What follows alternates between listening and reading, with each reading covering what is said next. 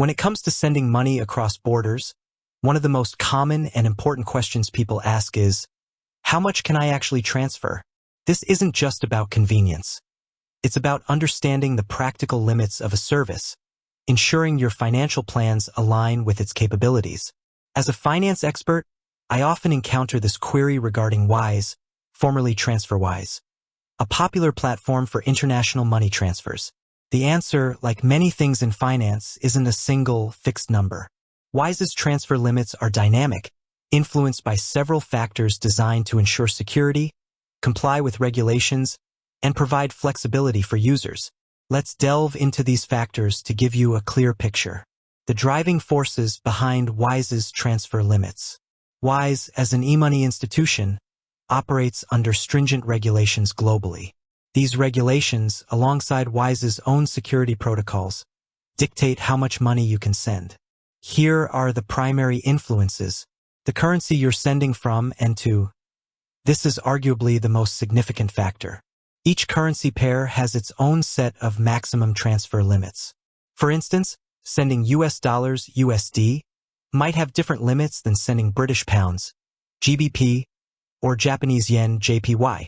This is due to varying financial regulations in different countries and the specific payment networks used for each currency. Your verification status.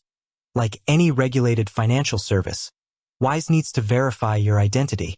This process, often referred to as Know Your Customer, KYC, is crucial for preventing fraud and money laundering. Initial verification. For smaller transfers, a basic identity verification, e.g., photo ID and proof of address, is usually sufficient.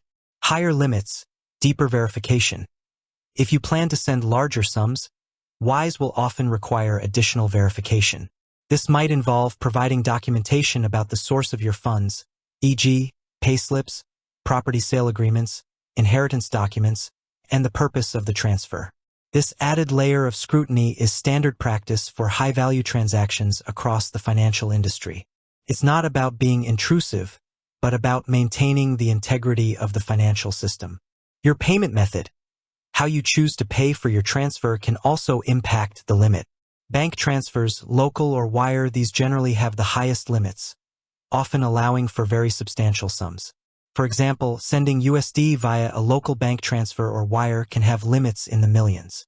Debit/credit cards. Payments made with debit or credit cards usually have lower limits due to higher fraud risks and associated processing fees. These are typically suited for smaller, more immediate transfers. Bank debits, ACH. Direct debit, these also have limits, often on a daily or rolling period basis. For example, in the US, ACH payments might have a daily limit and a higher limit over a 60-day period.